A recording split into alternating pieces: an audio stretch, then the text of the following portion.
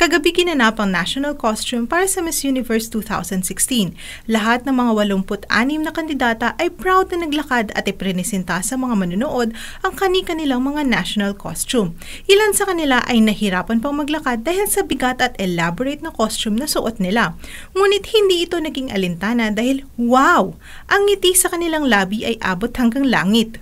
Ngunit bago tayo mamangha at mapanganga sa mga kasuotan nila, balikan na muna natin ang ilan sa mga hindi malilimutang national costume na ipinarada sa stage ng mga Miss Universe. Ang tuktok-inspired dress ni Miss Thailand, Annie Pornchalarn Buradawong noong 2015. Konting busina lang po dahil maraming masasagasaan sa ganda ng lady driver na to.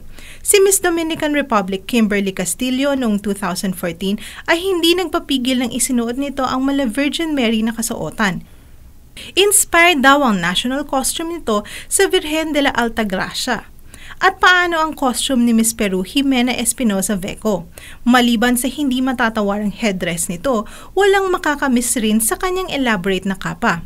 Si Miss British Island Janine Genoa Lewis na dinala lahat ata ang lampara ni Aladdin. Ang fierce look ni Miss Ireland na si Lisa Madden. Very fitting naman ang isinuot ni Miss Guam Brittany Bell with matching flowers pa.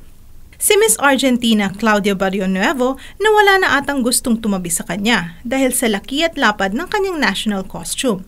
Nagmistulang reyna ng mga mananaw si Binibining Pilipinas Universe Janine Tugonon sa kanyang national costume.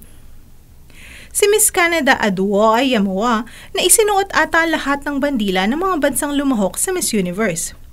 Ito naman, tingnan natin ang ilan sa mga pasabog ng mga kandidata ngayong taon.